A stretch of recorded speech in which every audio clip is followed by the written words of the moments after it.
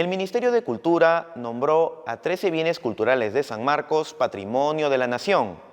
En el siguiente informe especial, el historiador Fernando Ventosilla Grados, quien pertenece a la Dirección de Turismo del Centro Cultural de San Marcos, nos cuenta la naturaleza, importancia y significado de cada uno de estos bienes.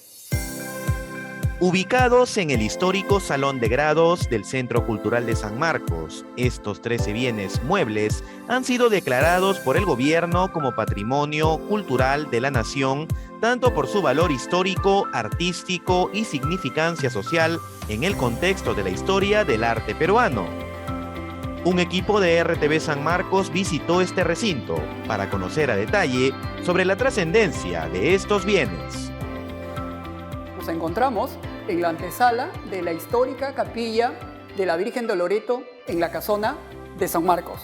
Y aquí encontramos lo que el maestro Raúl Porra Barnechea ha llamado la vieja tribuna de la Universidad de San Marcos, que no es otra cosa más que la cátedra más antigua que podemos encontrar en el Perú, y es un bien sanmarquino. ¿Cuándo aparece la cátedra aquí en la casona? Hacia el año de 1956, el rector Aurelio Miró Quesada manda a hacer unas refacciones de lo que ya en su momento va a ser el Salón de Grados y Actos de la Facultad de Letras de la Universidad de San Marcos, lo que anteriormente fue la capilla Nuestra Señora de Loreto y en un primer momento fue la capilla doméstica de la Casa de Probación y Noviciado Jesuita San Antonio de Abad. Es en ese año, en el año 56, cuando Aurelio Miró Quesada dispone la colocación de esa cátedra en lo que hoy sería la puerta que da acceso al patio de los Jazmines. Cuando estamos hablando de su estructura, hablamos propiamente de la cátedra y hablamos también de su respaldar, ¿no? Y aquí debemos señalar una precisión. No fue una cátedra académica, sino fue una cátedra ceremonial. Es decir, para estas grandes ceremonias, para estas grandes celebraciones que tenía nuestra universidad. En la parte central del respaldar vamos a encontrar una fuente. Uno pudiese pensar de una manera laica que hace referencia a la fuente, a la universidad como fuente de sabiduría, como fuente del conocimiento. Pero como esta cátedra mucho tiene que ver con esos tiempos de la colonia, se señala que en aquellos tiempos ser sanmarquino era también ser mariano. Es decir, que el sanmarquino, al jurar sus grados, licenciado, doctor, también debía jurar la defensa de la Virgen María y especialmente de su Inmaculada Concepción. Y algo que aún más es llamativo cuando uno observa la cátedra es en la parte inferior la presencia de un escudo muy singular, un escudo que inicialmente fue el escudo completo de nuestra casa de estudio, en toda su composición, con el evangelista San Marcos, con su atributo, el león, con las tres coronas debajo del lucero, las columnas de Hércules, y una pequeña tarja en la parte inferior, como uno puede ver hoy en los escudos sanmarquinos, donde está representado la fruta de la lima. Y alrededor la inscripción Academia San Marci Urbi Regium en Perú, Academia de San Marcos en la Ciudad de los Reyes, en el Perú. Pero no, el escudo en el tiempo fue transmutado, fue, por decirlo así, intervenido violentamente. Se le quitaron estos motivos centrales y se colocó un escudo muy particular de la República. Decimos muy particular porque cuando uno observa este escudo de la República va a encontrar en la parte superior un sol resplandeciente. Estas ceremonias que daba la universidad, estos recibimientos donde se daban estos discursos a los virreyes, los llamados elogios, eran como la legitimización de su poder local, lo cual significaba la parte fundamental de la Universidad de San Marcos en el funcionamiento no solamente del poder político, sino también del poder social. Y ello está marcado allí. Y luego también nos muestra a una universidad que se va a situar en los tiempos nacientes de la independencia y de la república. El escudo en el centro de la cátedra tuvo su participación en la Guerra del Pacífico, pues en aquellas épocas el Centro Cultural de San Marcos albergó a filas militares conformadas por estudiantes sanmarquinos, quienes portaron la bandera de la universidad con este blasón.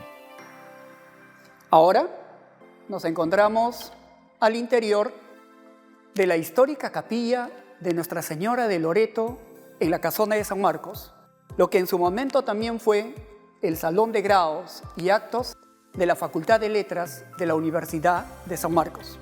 Y aquí vamos a encontrar 11 de los 13 bienes sanmarquinos que han sido declarados Patrimonio Nacional. Estamos ante lo que nosotros conocemos como el arco celebratorio de la historia de la Universidad de San Marcos. Un arco que nos presenta el devenir de nuestra casa de estudios, desde sus orígenes hasta una parte de su historia. Este arco fue mandado a edificar, a construir por un rector de nuestra casa de estudios, José Dávila Condemarín.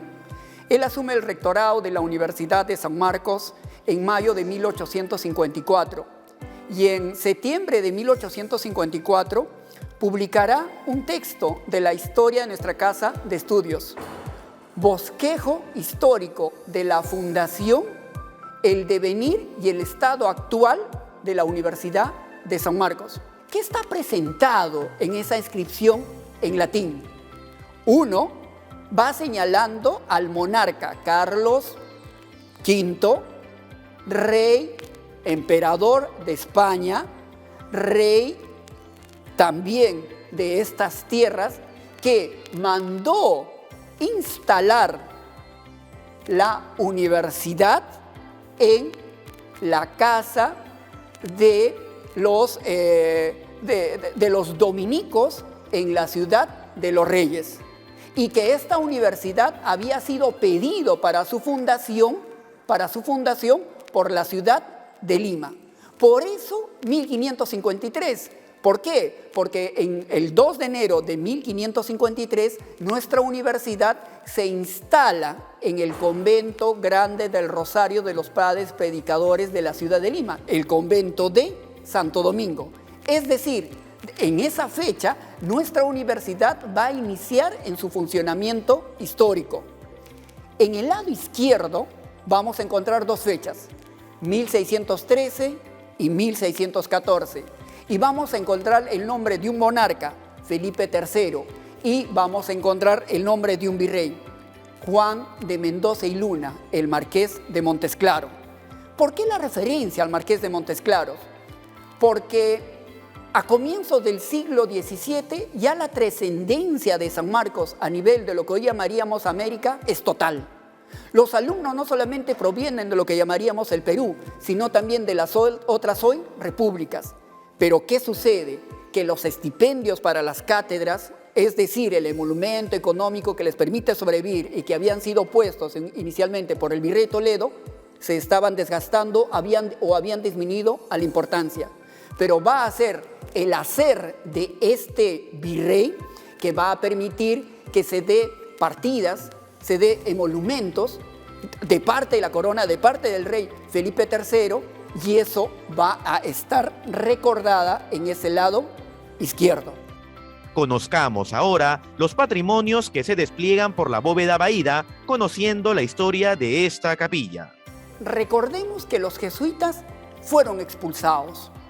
La casa fue tomada por el Estado para situar en funcionamiento aquí al Real Convictorio de San Carlos.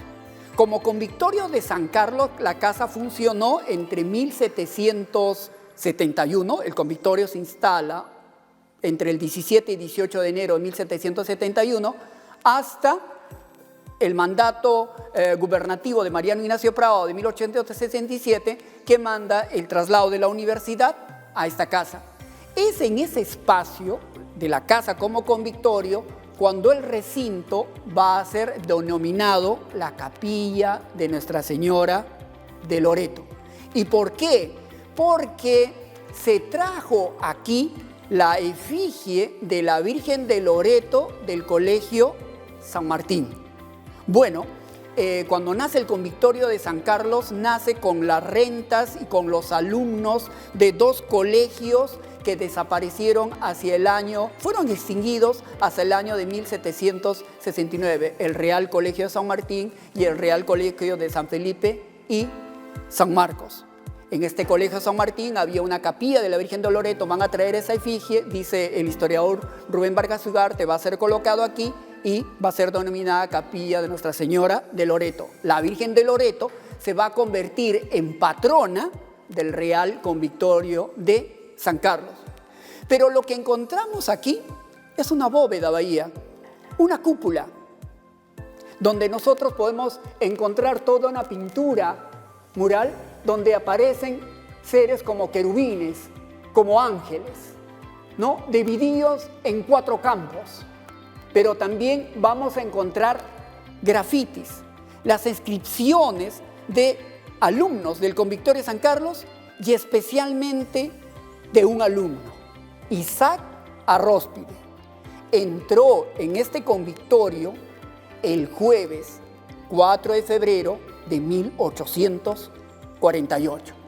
La mirada exhaustiva, examinadora y paciente de un alumno sanmarquino, Jefferson Bermúdez Miranda, un estudiante de turismo que fue voluntario en la Dirección de Turismo, nos permitió descubrir que no existe un jueves 4 de febrero de 1848, que tampoco un 14 de febrero, sino que lo que realmente existió históricamente fue un 24 de febrero de 1848.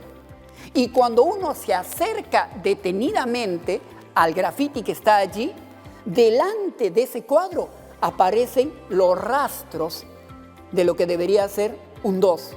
Entonces la inscripción debería decir: Isaac Arróspide ingresó en convictorio el 24 de febrero de 1848. ¿Quién fue Isaac Arróspide? El historiador Hugo La Rosa ha rastreado algunos documentos de nuestro personaje. Ha encontrado documentos que lo sitúan como alumno del Colegio San Carlos. ¿Por qué lo hizo? ¿Por qué lo hizo? Reinhard Agustín Burneo señala que fue Isaac Arróspide al que le encomendaron cubrir aquellas pinturas que se encontraban aquí, y que al momento de cubrirlo para dejar la prestancia de su hecho y marcarlo en el tiempo, es que Isaac Arróspide escribe su nombre y escribe la fecha. Esa es una interpretación. La otra interpretación, hacia 1848, el Real Convictorio de San Carlos, o mejor dicho, el Colegio San Carlos, es el colegio principal de la República del Perú. E Isaac Arróspide, para dejar memoria de su presencia en este centro educativo, burlando a las autoridades del colegio, en el ambiente ceremonial del Colegio San Carlos, ¿qué es lo que va a hacer? Dejar la presencia de su nombre. ¿Será acaso el ánimo rebelde, contestatario y de enfrentamiento al poder lo que hizo a Isaac Arróspide inmortalizar ese grafiti? Según cuenta el historiador Bartolomé Herrera, quien en ese entonces era el director del Colegio San Carlos, solía ser drástico en su forma punitiva contra los estudiantes. Ahora nos vamos a acercar a 9 de estos bienes. La composición de estos 9 bienes están a partir de 6 dinteles que aparecen al interior del recinto. Estos dinteles son los que aparecen en los ventanales rectangulares. 6, donde aparecen diversas pinturas. Entre ellas, por ejemplo, vamos a ver rosas, vamos a ver espejo, vamos a ver lirios, y luego también vamos a encontrar 2 pinturas murales. Una en la parte superior de la puerta que da la salida al patio de los Jazmines y una pintura mural en la ventana del fondo, mirándolo de frente, del fondo derecho que aparece en el recinto. Pero también ha sido declarado como bien la representación pictórica que aparece en la bóveda trilobulada de este recinto. Para entender los 9 bienes que han sido declarados como bien público, debemos situarnos en el tiempo en que fueron realizados ellos. Es decir, estas pinturas, tanto en los de los dinteles, tanto en la bóveda trilobulada y tanto también las pinturas murales. Y eso nos conlleva a situarnos en el momento jesuita de la casa. Como antes comentaba Ventosilla Grados, este lugar era de oración, reflexión y de oficios de vida en comunidad de los miembros de la Compañía de Jesús. Asimismo, era usado como centro ceremonial. Cuando uno ingresa a la capilla de la Virgen de Loreto, lo que llama la atención cuando uno levanta la mirada es un tramo que pareciera ser central dentro de la bóveda trilobulada, donde está representada la Virgen María como la Reina de los Ángeles. Y acompañando a ella, una serie de representaciones que hacen referencia a símbolos y que presentan a las virtudes de la Virgen María. Y luego también hacia los lados laterales vamos a encontrar a 6 doctores y 6 doctoras de la Iglesia Católica. Que lo que encontramos representado aquí es un programa iconográfico que tiene como tema número 1 la Mariología, es decir, ¿no?, una celebración y la representación de símbolos que van a hablar de los atributos y las virtudes de la Virgen María. Y luego vamos a encontrar a 6 doctores y 6 doctoras de la Iglesia Católica, la Iglesia docente. Pero como la capilla ha sido cortada, se encontraban también en esta capilla, en la parte anterior, se encontraban representados 4 personajes, y esos 4 personajes serían los evangelistas.